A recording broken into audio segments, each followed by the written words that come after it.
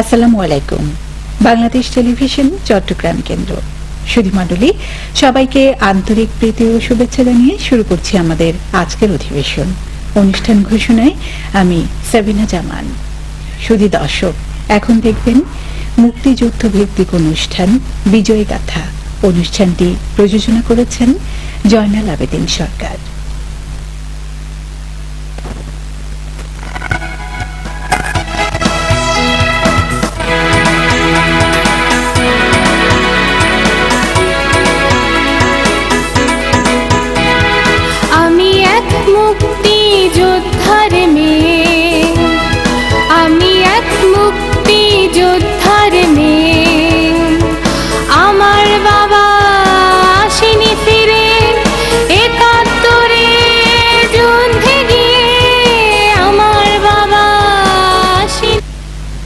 সম্মানিত শ্রোতা ও দর্শক মণ্ডলী, বিজয়গাথা অনুষ্ঠানের পক্ষ থেকে আমি আপনাদের জানাচ্ছি প্রীতি ও শুভেচ্ছা। বিজয়গাথা একটি মুক্তিযুদ্ধ ভিত্তিক অনুষ্ঠান। 1971-এর সে রক্তক্ষয়ী যুদ্ধে কিছু বাস্তব ঘটনা নতুন প্রজন্মকে অবহিত করায় এ অনুষ্ঠানের মূল উদ্দেশ্য। এই উদ্দেশ্যে আজকে আমাদের স্টুডিওতে হাজির হয়েছেন চট্টগ্রাম জেলার বোয়ালখালী থানার অন্তর্গত কানুঙ্গুপাড়া গ্রামের মরহুম হীরা মিয়া এবং মাতা আলহাজ মাবিয়া খাতুনের ছেলে মেয়ে 5 জনের মধ্যে প্রথম সন্তান বিশিষ্ট মুক্তিযোদ্ধা এবং সমাজ সেবক আলহাজ আবুল হোসেন, এবং তার সাথে স্টুডিওতে রয়েছেন তার সহধর্মিণী জাহিদা বেগম এবং তার সন্তান রেজাউল করিম রাসেল এবং কন্যা রুবি আক্তার। আসুন এবার আলাপ করা যাক। আবুল হোসেন সাহেব, আপনি 1971-এ কি করতেন এবং কোথায় ছিলেন? আমি 3য় বর্ষের ডিগ্রি ছাত্র ছিলাম। সার আশুতোষ কলেজে লেখাপড়া করতাম এবং ছাত্রলীগের সাথে যুক্ত। সার আশুতোষ কলেজে বোয়ালখালীতে? ও, এবং ছাত্রলীগ করতেন। আপনি 1971-এ মুক্তিযুদ্ধে গেলেন কেন? বঙ্গবন্ধুর ডাকে উদ্বুদ্ধ হয়ে। মুক্তিযুদ্ধের আগে আমি অস্ত্র পেয়েছিলাম। আচ্ছা, দিলীপ চৌধুরীর মাধ্যমে। আচ্ছা, প্রফেসর দিলীপ চৌধুরী ছিল, উনি আমলের সাথে যুক্ত ছিলেন, উনি আমাকে অস্ত্র দিয়েছিল। এর আগেও কি আপনার কোনো ট্রেনিং ছিল? ট্রেনিং ওইখানে দিছি। ওখানে দিয়েছেন না? তা আপনি যুদ্ধে গিয়ে কোথায় ট্রেনিং নিয়েছিলেন? ভারতের ইয়ুথ ক্যাম্পে। ভারতের ইয়ুথ ক্যাম্পে। আচ্ছা, ওখানে আপনার সাথে ওই ট্রেনিং এ আপনার কতজন ছিলেন? আমরা 40 জন ছিলাম। আপনার 40 জন ছিলেন। এই 40 জনের গ্রুপে আপনাদের কমান্ডার কে ছিল? 40 জন গ্রুপের কমান্ডার আমি, আরো 2-4 জন ছিল। আপনি কমান্ডার ছিলেন? আমি 32 নম্বর গ্রুপের কমান্ডার। আচ্ছা, আরো অন্যান্য কমান্ডাররা আছে অন্যান্য গ্রুপে। আপনারা দেশের মধ্যে এসে কি কোনো অপারেশন করেছিলেন? অনেক অপারেশন করেছি আমি। আপনি কি সরাসরি যুদ্ধ করেছেন?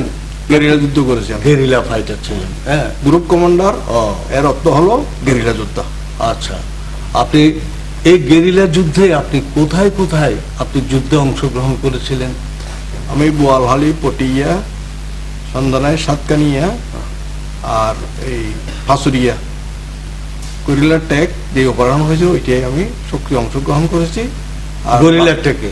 গেরিলা ট্যাগ হইতে কালুঘাট ব্রিজ পর্যন্ত। ওখানে আপনাদের কি সরাসরি যুদ্ধ হয়েছিল? সরাসরি যুদ্ধ হয়েছিল। ওখানে পাঞ্জাবি ছিল না রাজাকার? পাঞ্জাবির সাথে যুদ্ধ। পাঞ্জাবি ও তাদের সহসঙ্গীরা। আচ্ছা, এই যুদ্ধে কি আপনাদের কেউ হতাহত হয়েছিল? আমাদের একজন আহত হয়েছিল গণজ দে। আচ্ছা, আর 3 জন পুলিশ নিহত হয়েছে। ও আচ্ছা, ওরা তো পুলিশ নিহত হয়েছে। গণেশদের যে আহত হয়েছিল সে কি বেঁচে আছে এখনো? বেঁচে আছে এখন। এখনো বেঁচে আছে, বেঁচে গেছে। আচ্ছা, আর আপনাদের হাতে কি কোনো পাঞ্জাবি বা রাজাকার মারা 2 জন গেছে? পাঞ্জাবি মারা গেছে, আচ্ছা। আর 18 জন আমার কাছে সারেন্ডার করছে। আপনার কাছে সারেন্ডার করেছে। এই 18 জনকে আপনারা কি করলেন? আমি জেএম সেন হলে আচ্ছা, ইন্ডিয়ান সদর দপ্তরে জমা দিয়েছি। এগুলা প্রায় শেষ পর্যায়ে ডিসেম্বরের দিকে। হ্যাঁ, তা এদের করার পরে আপনারা আর সরাসরি কোনো এই যে রাজাকার আলবদর এদের বিরুদ্ধে কি অন্য কোনো যুদ্ধে অবতীর্ণ হয়েছিলেন? এরা অনেক অনেক আছে।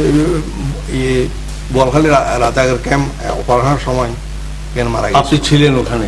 ছিলাম। রাজাকার অপারেশনে ওখানেও লোক আমাদের মুক্তিযুদ্ধের লস বেশি হয়েছে। মুক্তিযোদ্ধাদের এখানে ফজলু, হ্যাঁ, ওয়াজেদ, বেবি এরা এখানে মারা গেছিল। ওরা ওখানে মারা গেল, আপনারা প্রাণে বেঁচে গেলেন। আমরা আপনি কি সেই 16 ডিসেম্বর পর্যন্ত যুদ্ধে ব্যস্ত ছিলেন, যুদ্ধে লিপ্ত ছিলেন? ছিলাম। ওখানে ছিলেন। 16 ডিসেম্বরের পরে আপনারা নিজেদের বাড়িতে ফিরে আসেন। হ্যাঁ। আচ্ছা, আমি এখন কথা বলবো মুক্তিযোদ্ধার স্ত্রী জাহেদা বেগমের সাথে। আপনি আবুল হোসেন সাহেবের সাথে কবে বিবাহ সূত্রে আবদ্ধ হয়েছেন? 1972 সালে। 1972 সালে। আপনার ছেলে মেয়ে কয়জন? আমার ছেলে মেয়ে 7 জন। 7 জন। আচ্ছা, এখানে 2 জন এসছেন বা আর 5 জন আছে। আপনি সবাইকে নিয়ে আপনারা সপরিবারে ভালোই তো দিন কাটছে আশা করি। ভালো। ভালো আছি। আচ্ছা, আবুল হোসেন সাহেব এমনি লোক হিসাবে কিরকম? উনি লোক হিসাবে খুব ভালো। আচ্ছা। সরল, শান্ত, খুব সরল, ভালো লোক। শান্ত শান্ত লোক। আচ্ছা, এবার আমি কথা বলবো মুক্তিযোদ্ধার সন্তান রেজাউল করিম রাসেলের সাথে। আরে, তুমি বর্তমান কি করছো? আমি বিবি অনার্স অ্যাকাউন্টিং 4th বর্ষ অধ্যয়নরত অবস্থায় আছি। কোথায়, কোন কলেজে? গোপাড়া সারাহাতু সরকারি কলেজ। সারা, তোমার বাবা যেখানে লেখাপড়া করতো ওখানে না? আচ্ছা, তুমি তো জানো তুমি একজন মুক্তিযোদ্ধার ছেলে। এই কথা কি তোমার বন্ধু বান্ধব দেশের লোকজন জানে? আমি প্রাইমারি স্কুল লেভেল থেকে যখন উচ্চ মাধ্যমিক লেভেল পর্যন্ত আসছি, সবখানে আমার শিক্ষক বন্ধু সবাই জানে আমি একজন মুক্তিযোদ্ধা, আদর্শ মুক্তিযোদ্ধা সন্তান। প্রত্যেকে আমাকে স্নেহ করতো এবং বন্ধুরা সম্মানের সাথে একটা দিত। এটা আমার জন্য আসলে একটা গর্ববোধ মনে করি আমি। এটা তোমার কি অনুভূতি হয়? আমার একটা গর্ববোধ করো, মনে হয়। খুব গর্ববোধ করো না একজন মুক্তিযোদ্ধার মুক্তিযোদ্ধা সন্তান হিসাবে, সন্তান হিসাবে? আদর্শ মুক্তিযোদ্ধা সন্তান হিসাবে আমি। আচ্ছা, তোমাকে ধন্যবাদ। এখন কথা বলবো আমি মুক্তিযোদ্ধার কন্যা রুবি আক্তারের সাথে। রুবি, বর্তমান কি করছো তুমি? আমি এখন শিক্ষকতা পেশায় নিয়োজিত আছি। শিক্ষকতায় কোথায়? আমি আমুচিয়া কাশিম মোহন সরকারি প্রাথমিক বিদ্যালয় নেমে কানুনপাড়াতে ওখানে একটা বিদ্যালয়। আচ্ছা আচ্ছা আচ্ছা। তো তোমার বাবা একজন মুক্তিযোদ্ধা, তুমি এটা তো জানো। এটা তোমার কিরকম অনুভূতি হয়? আসলে ছোটবেলা থেকে যখন বড় হচ্ছে সব জায়গায় তো মানে মুক্তিযুদ্ধ সবসময় আলাদা চোখে দেখছে।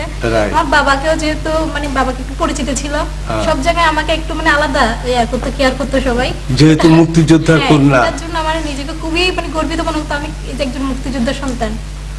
আচ্ছা, তোমার বাবার কিছু ন্যায় নীতি আছে। যে ন্যায় নীতিতে উনি একদিন সিদ্ধান্ত নিয়েছিলেন যে প্রাণ দেব তবু দেশকে মুক্ত করে ছাড়ব, এই দেশ স্বাধীন করে ছাড়ব, পাঞ্জাবিকে এই দেশে আর শাসন করতে দেওয়া হবে না। এই যে ন্যায় নীতি, এই ন্যায় নীতিটা তোমার কিরকম মনে হয় এবং তুমি কতটুকু এটাকে অনুসরণ করো? যেহেতু আমার বাবা একজন গ্রুপ কমান্ডার ছিলেন, হ্যাঁ, মানে ওনার কাজের যে স্টেজ শুনছি এখন বর্তমানে, তখন তো আমি জন্ম নিই নাই, আচ্ছা। যতটুকু শুনছি বা এখন দেখছি হ্যাঁ। যে বাবা তখন মানে গ্রুপ কমান্ডার ছিলেন। এখন দেশ স্বাধীন হওয়ার পরে উনি চাইলে কিন্তু মানে বিভিন্ন উপায়ে প্রতিষ্ঠিত হওয়া করতে পারতেন, কিন্তু উনি সেটা চেষ্টা করেন নাই। উনি সরাসরি একবার লেখাপড়ে ফিরে আসছেন। এরপরে আবার বাবা মানে আমার দেখা মতে কারোর সাথে কোনো অন্যায় করে নাই। তো এই নীতিগুলো আমার খুবই ভালো লাগে এবং আমি নিজেও চাই আমার ক্ষেত্রে আমি আমার বাবাকে অনুকরণ করবো। এই যে তোমার বাবার একটা নীতি আছে, যে নীতিতে উনি একজন মুক্তিযুদ্ধে গিয়েছিলেন। নীতিবান লোক তো কোনোদিন অন্যায় করতে পারে না, বরং অবশ্যই। অন্যায়কে আর ওরা প্রতিরোধ করবে। তুমি তাহলে উনার এই নীতিগুলা অনুসরণ করো না। ধন্যবাদ রুবি আক্তার। আমি এখন কথা বলবো আবার মুক্তিযোদ্ধার সাথে। বর্তমান সরকার মুক্তিযুদ্ধে যারা আপনাদের বিরোধিতা করেছিল, যারা 30 লক্ষ লোক এই দেশের হত্যা করেছে, 2 লক্ষ মা বোনের ইজ্জত নষ্ট করেছে, এই লোকগুলার বর্তমান সরকার যে বিচার করছে এবং কারো ফাঁসি হয়েছে, কারো জেল হয়েছে এবং কারো বিচার প্রক্রিয়াধীন রয়েছে, এই ব্যাপারে আবুল হোসেন সাহেব কিছু বলবেন? আমি এটা তখন হইতে আমি নিজেই শাস্তি দিয়েছি, হ্যাঁ, যাদেরকে পেরেছি শাস্তি দিয়েছি। আমার টর্চারিং সেল ছিল, ওইখানে পাহাড়ে নিয়ে যেতাম। ওইখানে ট্রেনিং সেন্টারও ছিল, আমার নিজস্ব ট্রেনিং সেন্টার। আচ্ছা বড়ইতলি, বোয়ালখালী পূর্ব দিকে বড়ইতলিতে। আচ্ছা আচ্ছা আচ্ছা। ওইখানে আমি অনেককে অ্যারেস্ট করেছি এবং এই টর্চারিং সেলে টর্চার করেছি এবং এদেরকে হত্যা করেছি। আমার কাছে কোনো রাজাকার বাঁচতে পারে নাই। আপনার কাছে তো রাজাকার বাঁচতে পারে নাই, আপনি এই টর্চারটা বা ওদেরকে শাস্তি দিয়েছেন 1975 পর্যন্ত, 75 ইংরেজির পরে তো আর এগুলা পারেন নাই। আপনি নিজেই পাহাড়ে গিয়ে কোন রকমে গা ঢাকা দিয়েছিলেন, আমি যতটুকু জানি। কিন্তু বর্তমান সরকার যে রাজাকারের নেতা, আলবদরের নেতা, আল শামসের নেতা, এদেরকে যে বিচার করছে, এই বিচার কি ন্যায় করছেন নাকি অন্যায় করছেন? ন্যায় করছে। ন্যায় করছেন। এদের বিচার হোক, এটা কি আপনি চান? চাই। কেন? এরা কি অপরাধ করেছে এই জন্যে? এরা অনেক অপরাধ, অনেক অপরাধ করেছে। অপরাধের শাস্তি তাদের ভোগ করতেই হবে। এই 9 মাসের রক্তক্ষয়ী যুদ্ধে আপনি তো জীবন বাজি রেখে মুক্তিযুদ্ধ করেছেন। এতে অনেক সময় আপনি এমনকি গান পয়েন্টে মৃত্যুর মুখেও আপনি অবতীর্ণ হয়েছেন। তার কিছু স্মরণীয় ঘটনা যেগুলা বর্তমান নতুন প্রজন্ম কিছুই জানে না, তাদেরকে ইতিহাস ওভাবে শেখানো হয়নি। তো আপনার মুখে এখন ওরা শুনতে চাচ্ছে আপনি কিভাবে জীবনে বেঁচে গেলেন এবং কিভাবে যুদ্ধ করেছেন, এবং যেই স্মৃতিটা আপনাকে এখনো দোলা দেয়, দু একটা কথা আমাদের বলবেন? পাঁচুরি অপারেশনের সময় ওই পাঞ্জাবিদের গুলিতে তখন আমার 3 জন সহযোদ্ধা, 2 জন মারা গিয়েছে, 1 জন আহত হয়েছে। আচ্ছা। তখন আমি তাদেরকে 2 জনকে হত্যা করি, 2 জন পাঞ্জাবিকে। আচ্ছা। এটাই আমার জীবনের সবচেয়ে স্মরণীয় ঘটনা। আর আপনি ওই যে বোয়ালখালীতে যে আপনার গ্রুপের আরেকজন লোক মারা গেল, এরপর আপনি দায়িত্বে এসে ওখানে কি কোনো লোক মারা গিয়েছিল? এটা সার্জেন্ট মহি আলম, বাণীগ্রাম, খাসমহল অপারেশনের সময়। আচ্ছা আচ্ছা। বাণীগ্রাম, বাঁশখালী। বাঁশখালী। হ্যাঁ। মহি আলম মারা গেল কিভাবে? সাব সেক্টর কমান্ডারে উনিও ওইখানে এই সরাসরি যুদ্ধের সময় মারা গিয়েছিল। যুদ্ধে মারা গেছিল, তারপরে সম্পূর্ণ দায়িত্বটা আপনার উপরে এসে পড়লো? না, আমরা অনেকজন আছি। কোকন নন্দী ছিল, মহসিন খান ছিল, আনোয়ারাতে ইদ্রিস আলম ছিল, তারপর এই আসল আপনার এই মনিরুজ্জামান। ইনারা কি সবাই এখনো বেঁচে আছেন? না, এখন কেউ আছে। মহসিন বেশি আছে, কোকন নদী মারা গেছে, আনোয়ার ইদ্রিস বেশি আছে। আচ্ছা। তারপর আবু তাহের বাঙালি মারা গেছে। আবু তাহের বাঙালি, হ্যাঁ, পটিয়ার সে মারা গেল।